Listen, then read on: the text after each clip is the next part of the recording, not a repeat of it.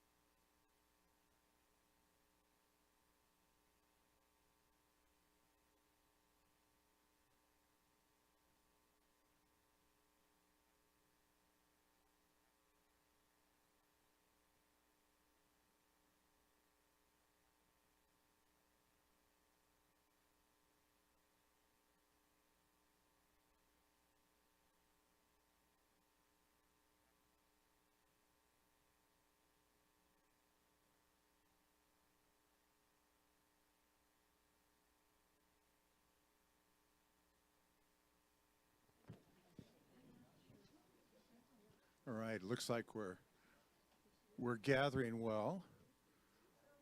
So is there anybody not here that's supposed to be here?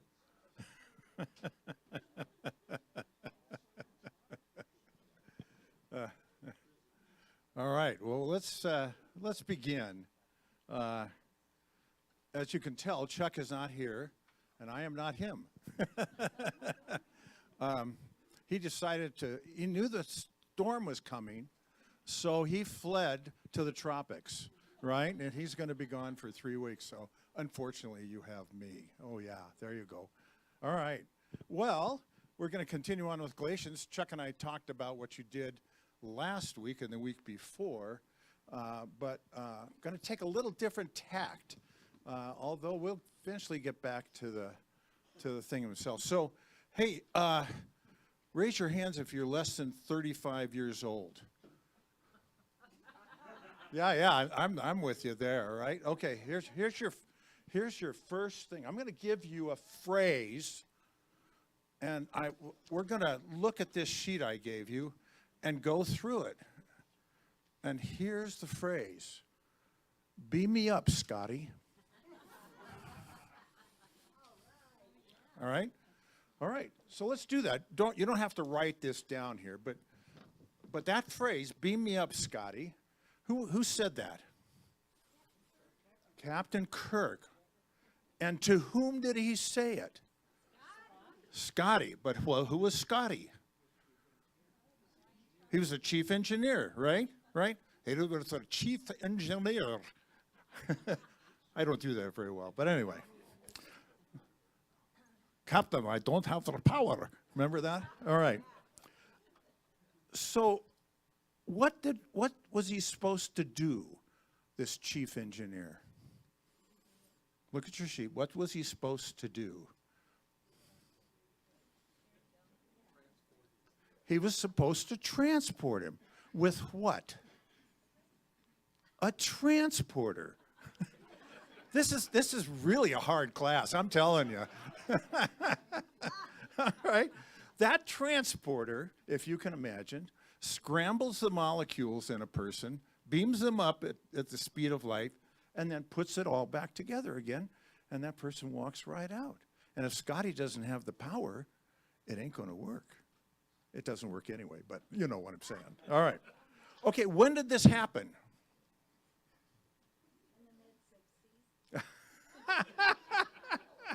Did you all hear that? The answer was in the mid-60s. No, when did this happen? Star date what? I don't remember either, but it was a far, far away in a galaxy, far from here, for sure. All right. Okay, and where were they? Where was Captain Kirk and where was Scotty? Scotty's on the starship, and where's Kirk? He's always someplace he shouldn't be, right? Right? That's why you have to beam him up, because he's got to get back to a place. Now, why? Why did Captain Kirk need to be beamed up? Because he's in some sort of danger, or and he needed to get back to the ship, right? Because he's the captain. Okay. Now, it's just kind of a fun little exercise. If anybody would have said that they were less than 35, I would have said this phrase: "Luke, I'm your father." It would have gone from there, right?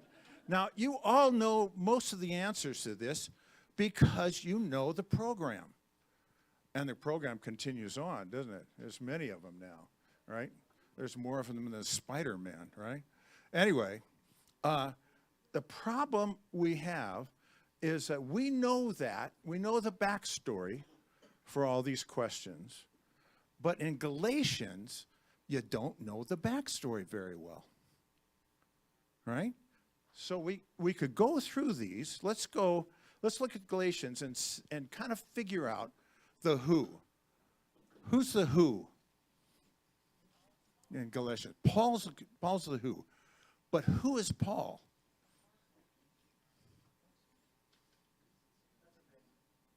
I'm sorry? Say again. Yeah.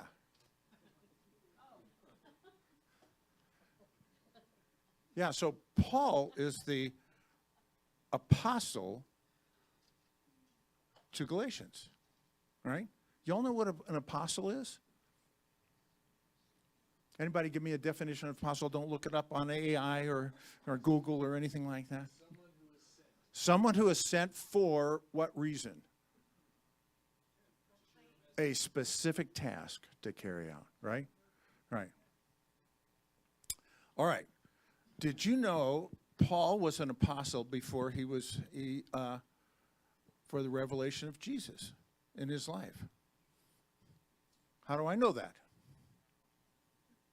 Remember, being an apostle at this time of the time Galatians was written and prior, you didn't need to be some sort of Christian prophet or preacher. You just needed to be sent by some authority. And Paul was sent by some authority before he met Jesus on the Damascus Road. Can you all know where and when and how? Okay, so there's the stoning of Stephen. He's standing over holding on to the clothing of the people who are stoning. By the way, stoning was pretty rare. Pretty rare. So Stephen getting stoned was really a big deal. All right, Acts 3 or 4? Can't remember. Anyway, so he was given, so the Sanhedrin in Jerusalem gave Paul letters to go out and persecute those people who were of the sect of the Jews who will eventually become called Christians. The Christianoi from the Greek in the New Testament. So Paul was being sent for a specific task by the Sanhedrin in Jerusalem. So he became an apostle of the Sanhedrin. See that? And Jesus meets him on the Damascus Road, knocks him off his high horse, boom, hits the ground. He's blinded, and then he hears the voice. Why are you kicking at me there, Paul? Don't you get it? Well, you're going to get it, but you got to go up to Damascus, and you got to be kind of blind for a while. Then I'm going to send you this guy who really doesn't want to talk to you because he's afraid of you. And he's going to tell you all about me. Who are you? I'm the guy whose light you're seeing. All right? Okay, so if you hear that somebody shows up in light, what do you think?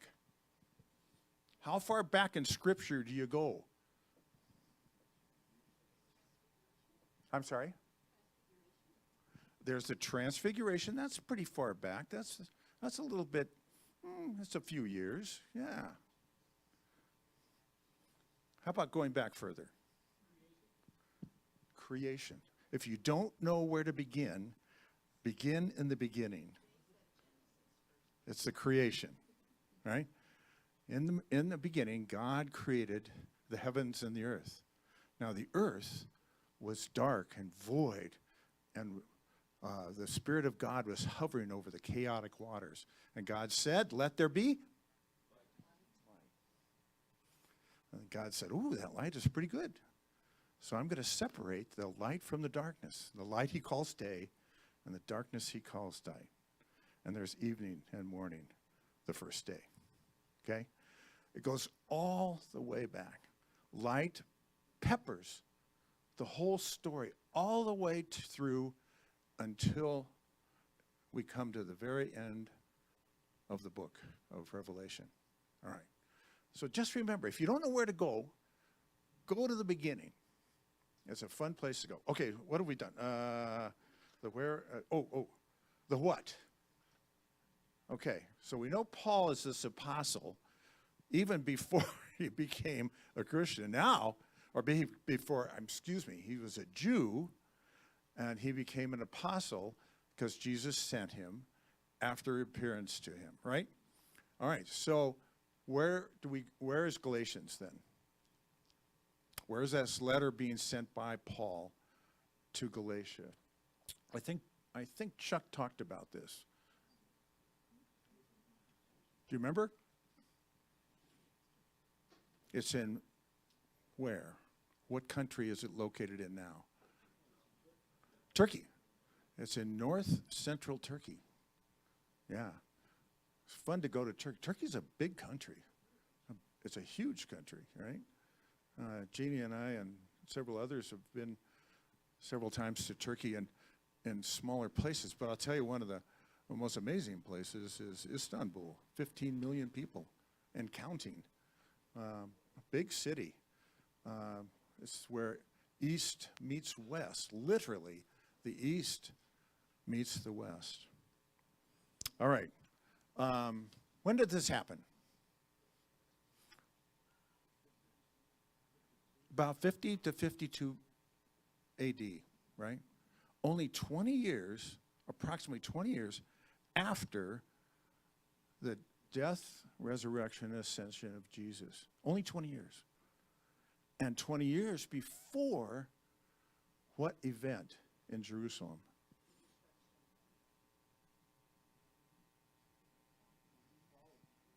The fall of Jerusalem by the hands of the Romans. Right, right. The temple's destroyed. The city's burned. 100,000, 200,000 people die of starvation. Terrible, terrible. If you want to read about it, you can read it. Josephus has a whole section of his writings on the sacking of Jerusalem. It took 2 years. First by Vespasian, and then by his son Titus. Okay. Now, why was Galatians written?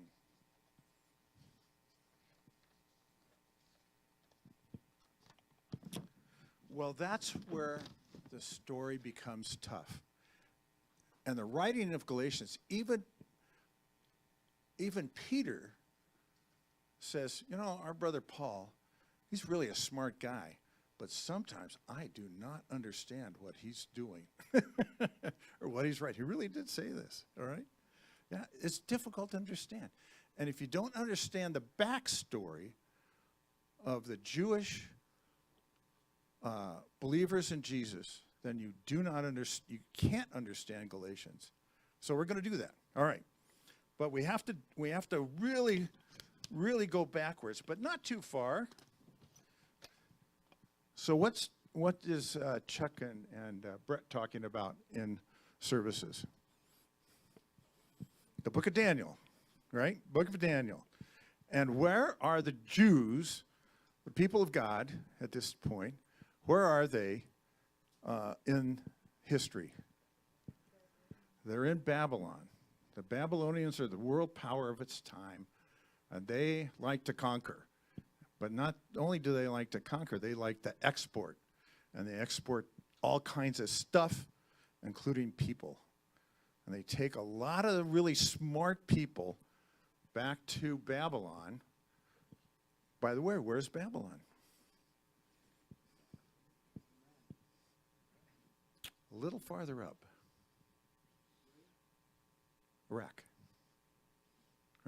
Remember Saddam Hussein? Remember that guy? He minted a coin. Well, excuse me, let me back up a little bit. Saddam Hussein rebuilt some of the old foundations of the ancient Babylon. And then he invited people from all over the world, usually folks who were, I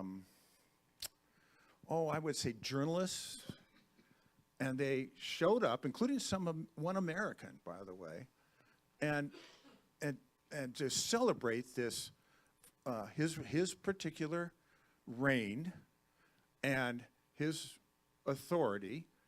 And he did something very interesting. He minted a coin to hand out to everybody. And on one side was a side view of Nebuchadnezzar, and on the other side of the coin was a view of Saddam Hussein.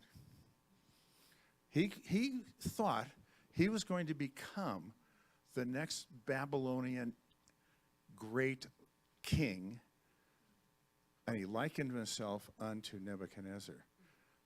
So if you become a king like the Babylonian Nebuchadnezzar, you have to conquer. Where did he go first? Where did Saddam Hussein go first? Well, he tried to go into Iran, right? About a big war. And then he took over Kuwait, right? And he probably was headed for Saudi Arabia after that. And the United States intervened, as did a lot of coalition troops. So that just kind of gives you an idea that what goes around comes around and goes back around again. And Chuck talked about this idea of comings and goings of kingdoms. But think about this now. The Jews are deported to Babylon, the intellectuals first, Daniel and his buddies, okay, and then lesser people, and then a third deportation of even lesser people, and leave this poor, struggling group of people back in Israel trying to make a go of it. And they're having all kinds of problems doing that. But then the book of Daniel tells you there's this struggle between the people of God and this other kingdom called the Babylonian kingdom, with Nebuchadnezzar as the head. This was a super traumatic time for the people of God, for the Jews to be deported. They thought, why in the world did we get deported? Why are we sitting in this awful place? Our culture is starting to dissolve. Our leaders are gone. Our cities are ruined. Our crops are taken over. And oh my goodness, the Jerusalem temple is gone. It's burned. Can you imagine? Okay, so what time was this? What's the dates approximately? What's the deportation one? What's the date you remember? 586 BC. But the deportations took several years to go. By the way, you had to walk miles and miles and miles and miles to get there, across ugly ground, lush ground, some mountainous, some flat, difficult. Okay, this is a tremendously traumatic experience for these folks, tremendously traumatic. Then some of them were let go by Cyrus. After Cyrus was the Persian king who conquered the Babylonians. You don't hear from Nebuchadnezzar anymore. And he says, okay, you guys, some of you can go back home. And they said, yay, but not all. Most of them stayed in Babylon. But some of them decided to go back home. Ezra, Nehemiah, the book of Esther written at that time, okay? Zerubbabel you read about in those books. So they start rebuilding, and then another guy comes along. Who's he? Who's the next great power of the world? There's the Babylonians and the Persians. I'm sorry? Oh, Xerxes was a Medo-Persian king. Yeah, Medo-Persian king. Oh, you all know him because you all have Alexander the Great, 300 BC. And Alexander conquers the whole Mediterranean world, and he's headed off to India, and he dies.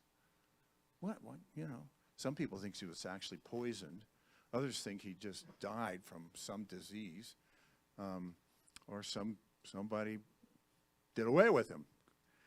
But Alexander had no successors. He had no kids. And what did Alexander bring to the world of the Mediterranean world at that time? What did he bring in the Greek culture? Brought something totally unique.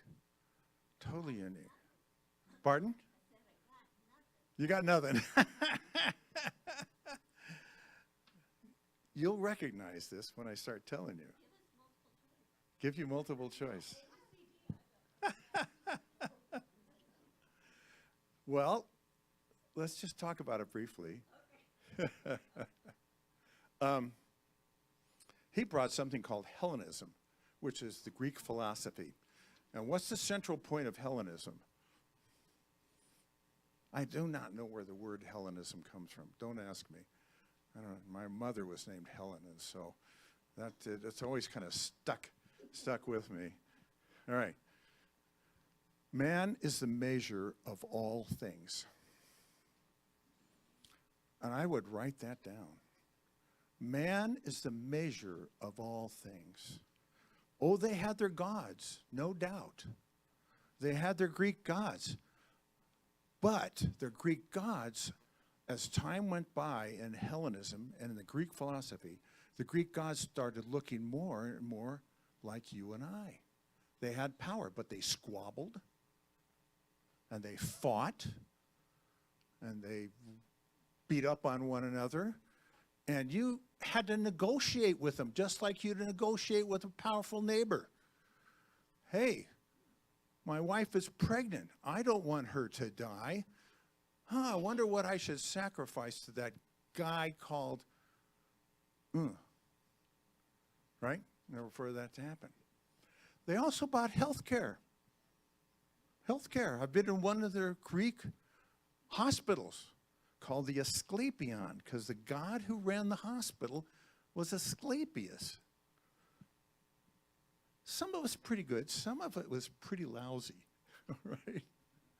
All right. They bought education. They had health care. They had education. They had a standing army. They had entertainment called the Greek theater. They put on plays, right? And all this was aimed at promulgating this idea that man, not the gods, but the man is the measure of all things. It's all about me. Just, go ahead and comment if you recognize this. Okay. What else did they have? They had, pardon?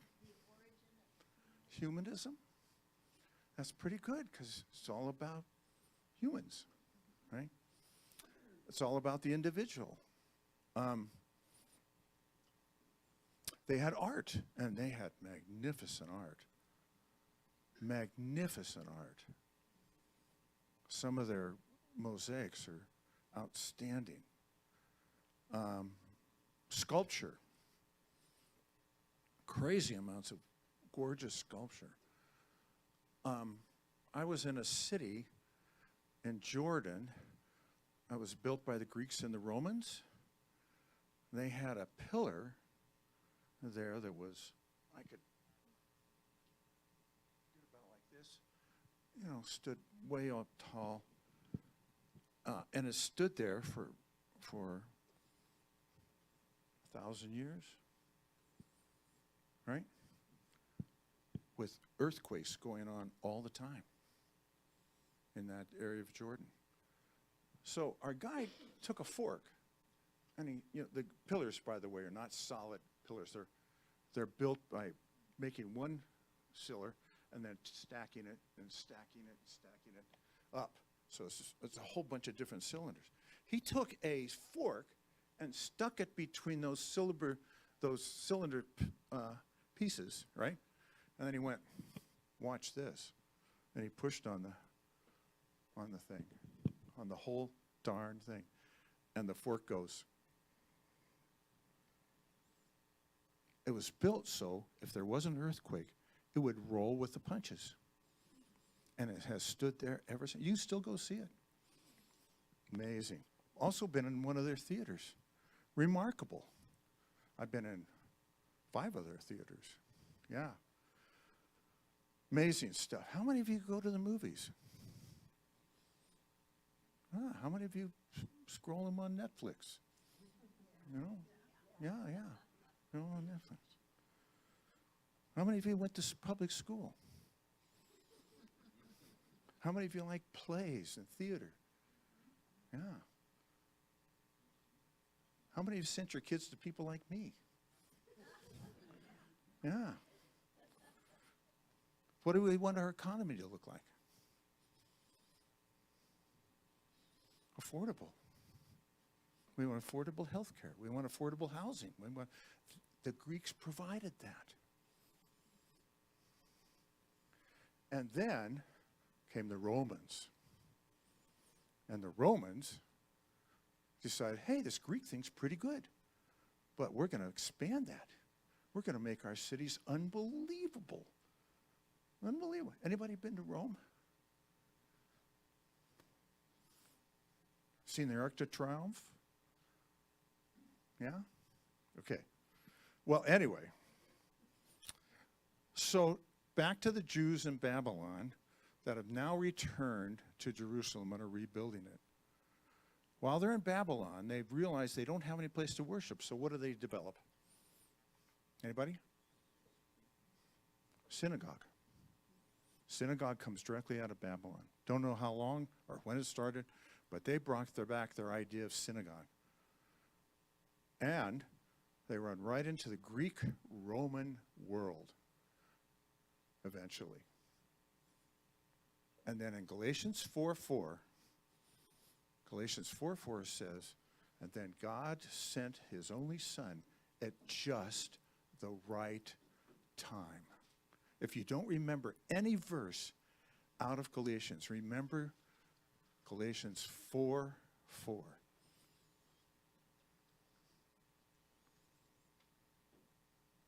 So scholars still debate, what does the Bible mean? What does Galatians mean by this? When it says they sent at just the right time. Well, let's talk about that a bit.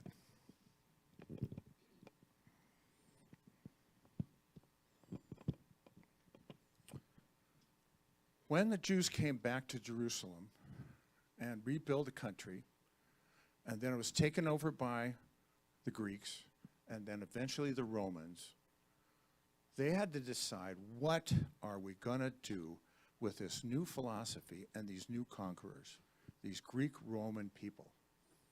What are we going to do? How are we going to manage our culture in order to survive what is happening to us today? So, they all had different opinions, right? You get 10 rabbis in a room, they've got 12 different opinions. You get 10 ministers in the room, they got 12 different opinions, right? All right, so they decided, some of them decided, we really like this higher living with excellent health care, excellent housing, excellent wealth and economy. And they became the priests. And they were called Sadducees. How do you spell Sadducees? Somebody look up Sadducees. Yes. I'm sorry? S-A-D. Sadducees. Two E's? Two E's.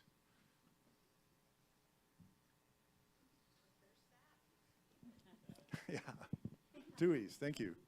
All right, Sadducees. They were the priestly group who were supposed to run the Jerusalem temple. And they did. But they made themselves wealthy doing it.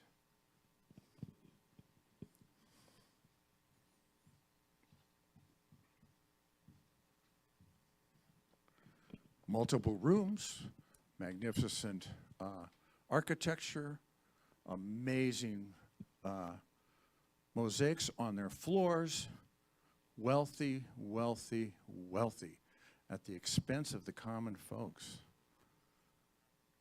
and they were supposed to be the priesthood. They were the ones who decided Jesus needed to die because Jesus called himself what? He actually didn't say that. He said something more poignant. It's right out of Daniel. Daniel chapter 7. He called himself the Son of Man. And he said that right to the priests, and a week and a half later, he's executed by them. So in order to really understand what Jesus was saying when he got to Jerusalem, you need to understand what the Son of Man means. It's a direct slap in the face of the Sadducees.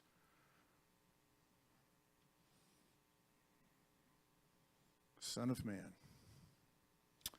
All right.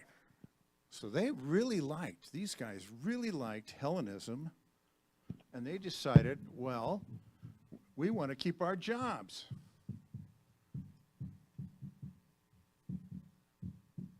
So we'll suck up to the Romans. Make sure that we could grease a few palms, bow down to the rulers of the Roman era in Jerusalem. In fact, what they did was they said, we really need a good king, but he's got to be a good one with Rome. So who did they go out and get? You all remember? Oh, you know this. They went out and got Herod the Great. Half Jew, half Edomian from the south of Israel. And Herod was actually, turns out, Herod was the most wealthy man ever to live. Elon Musk, right? Bill Gates, throw him a few cookies. This guy was wealthy beyond belief. He had more wealth than Rome.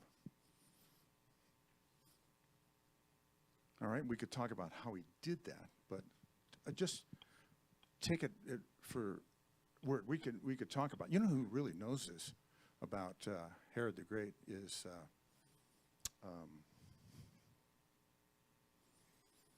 who's our former minister's name? He really knows his stuff on Herod the Great. All right.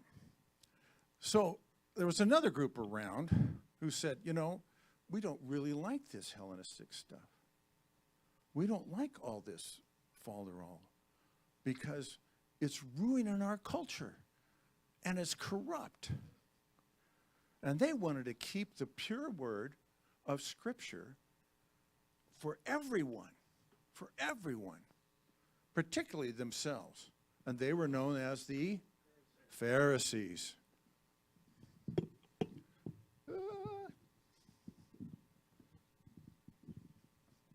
Okay? They were, in a sense, almost the pious ones. They stuck strictly to it. They're passionate about Scripture. They were passionate about keeping the law. They were passionate about everyone else keeping the law of Moses, the first 5 books of the Bible. All right? Who did Jesus mostly go to? By the way, they decided we're not going to be around Jerusalem all that much because there's those darn Sadducees who don't keep the law. They don't care about the poor. They don't care about being, the festivals. They ingratiate themselves by running the Jerusalem temple. So where did the Pharisees go? They went mostly up to the Galilee. They were all over the Galilee. There were some in Jerusalem, no doubt. There were some actually even in the ruling council. Anybody know the name of one of the Pharisees in the Jewish ruling council? You know him because it's in John chapter 3. Right? Everybody knows John 3:16. Somebody quote it. For God so loved the world that he gave his only begotten Son, that who should ever believe on him will not perish. Who did Jesus say that to? Nicodemus. Nicodemus was a Pharisee on the Jewish ruling council. All right. Well, Jesus bashes on the Pharisees for good reason, but most of the things he actually said were right out of this Pharisee playbook. Interesting, huh? The Pharisees absolutely demanded adherence to God's law because they felt as if everyone who didn't do that kept, let me put it this way. If everyone absolutely adhered to the law of Moses perfectly, everyone, God would come and kick the Romans out.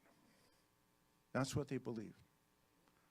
So they railed against people who didn't do that. You're eating with sinners, Jesus? What are you doing? They're keeping God from coming back and getting rid of the Romans. So the Pharisees, they love their scriptures. What did they lack, though? They lacked compassion. They lacked compassion for the very people they were supposed to have compassion for. All right. So that's the Pharisees. They're all about the books of Moses. Ooh. Actually, that helps. And Paul was one of them. In fact, he calls himself advancing in Judaism faster than most. It's got a mind of its own. Beam me up, Scotty. All right. So those are the two main groups. These guys ran the temple and made themselves wealthy under a Hellenistic Roman love affair. I mean, they looked like priests. And not all of them were bad. Tell me one that wasn't. Christmas Story? Anybody? Christmas Story? Zechariah? John the Baptist's father? Remember that? He was a Sadducee. He was of the priestly class. But he didn't go, the Bible actually says he and his wife were blameless in the sight of God. Blameless. All right, and they became John's parents. Pharisees? Any other Pharisees that we haven't talked about? Oh, yeah. So Paul then goes remarkably from here to these guys and says, give me letters and I'll go run these Jews down that have said Jesus is the Messiah. All right? Now, Paul has his revelation of Jesus, and Jesus says, look, I want you to eventually, I'm going to have you sent to the Gentiles, but you start with the Jews. So he does. So he goes and he makes his first missionary journey. He winds up in Antioch and Galatia, and there he convinces he goes to the synagogues. Remember the synagogues? By the way, the synagogues are beautiful, but they're not a whole lot of Greek stuff in them. He convinces a number of the Jews that Jesus is the Messiah, and the Gentiles are going, right? They're listening in, right? Because there's two groups of Gentiles who are not born Jews in those synagogues. Anybody know their names? Let's turn this over.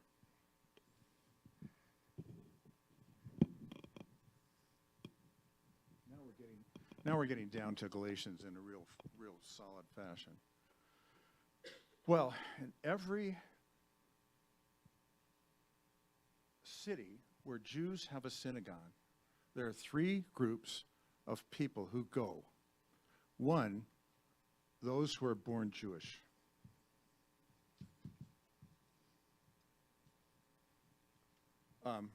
What does it take to be born Jewish? Anybody know? It's still this way today, by the way. Your mother. Your mom has to be Jewish. There are those called proselytes.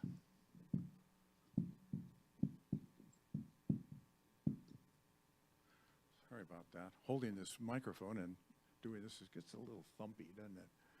All right, those are called proselytes. These are Gentiles who really, really like Judaism, and they've decided to go through the process of becoming a Jew. All right? What would that entail? They have to be circumcised. Why? Why circumcision?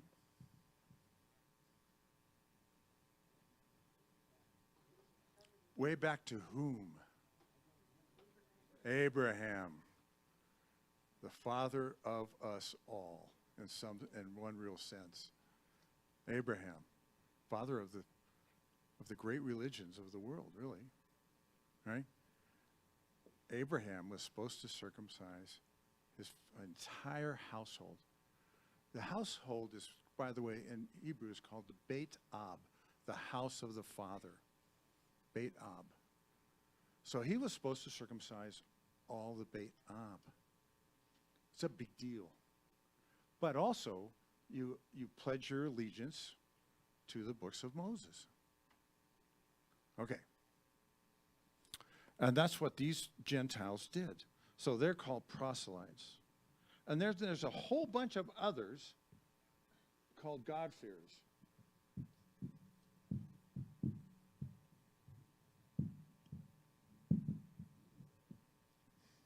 These are all in the synagogue.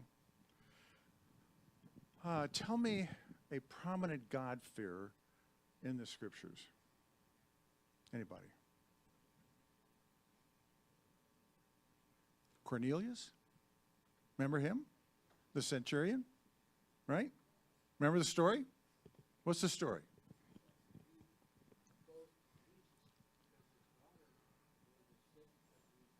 Oh.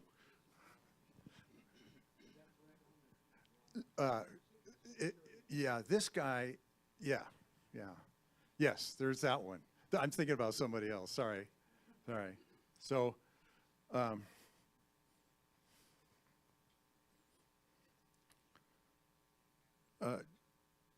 Jesus has died, resurrected, stays around for 40 days, ascends.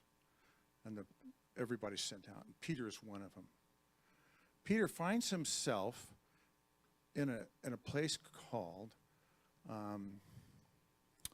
he is in Simon the tanner's house. Remember that? Remember that story? Simon the tanner's house. Acts 5?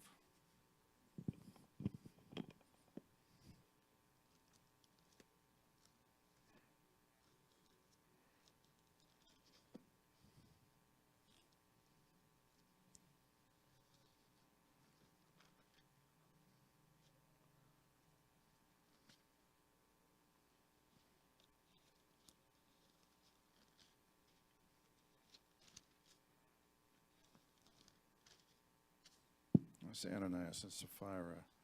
Sorry about that.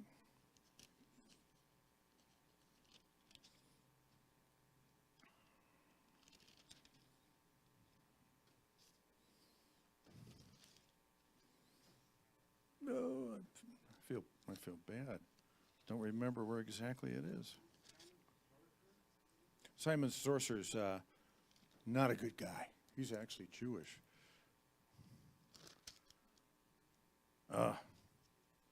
This is awful. Sorry about this, you guys.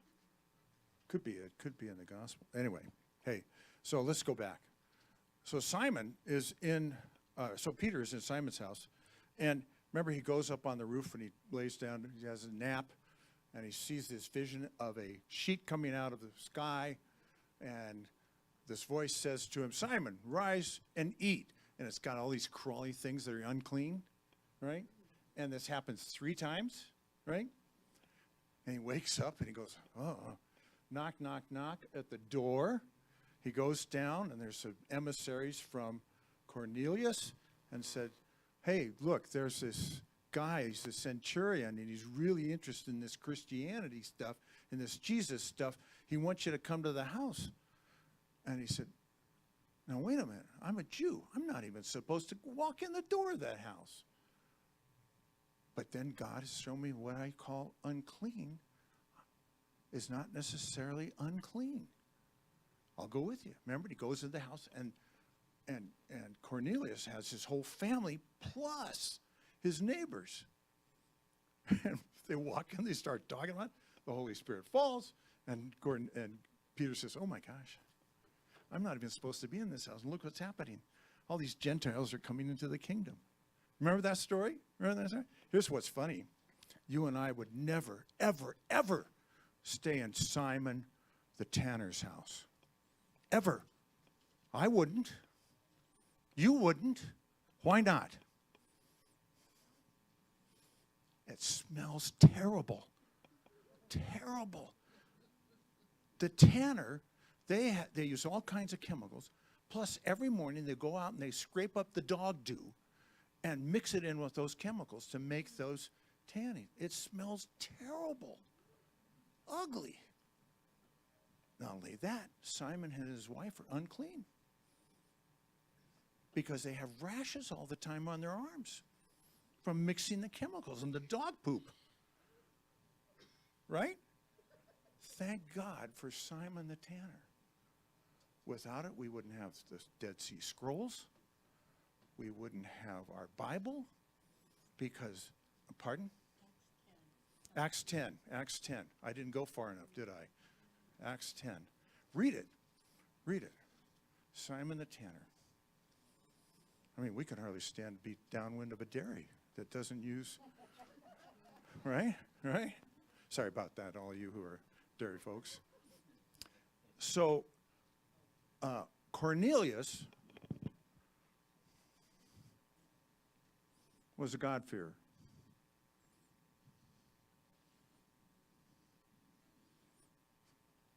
We've gone through all that to say, look, the only way you can really understand Galatians is to understand the people that Paul is writing to. They're the who. Paul is the who, and you notice there's this little thing underneath the who, to whom. And Paul is going to talk to all 3 groups. And there's this one group that says, actually there's 2 groups here that says, these guys need to convert to Judaism to really be true followers of Jesus. They need to become Jews to complete the process. And that's the rub. That's the rub.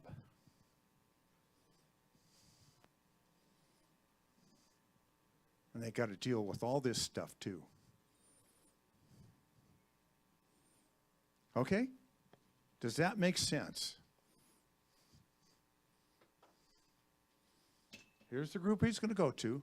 Many of these guys and women are Jesus followers after Paul goes through their synagogue. Many of these, same thing. Many of these, same thing. But what's going to happen is these 2 groups are going to say, you guys need to complete the process of becoming Jewish. You need to become proselytes. And Paul says, no, no, no. No, no, no. Not necessary. Acts 13, 14, and 15 deal with this as well. Okay? There's a lot more to this story, but what time do we quit? Can't remember. Quarter till. Oh my gosh. Oh, you guys got all kinds of time here. Yeah, now we can keep going. Hey, that's a lot. That's a lot. You know more than a lot of seminary students now. Believe me, you know more than lots of seminary students. Galatians is a hard book.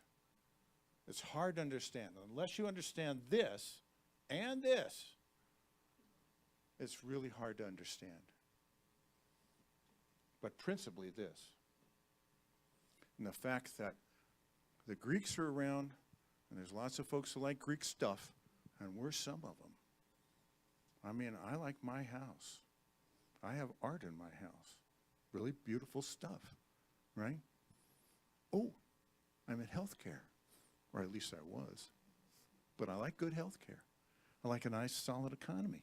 I like my Netflix. We watched a fun show before we came over here today. I like my entertainment, right?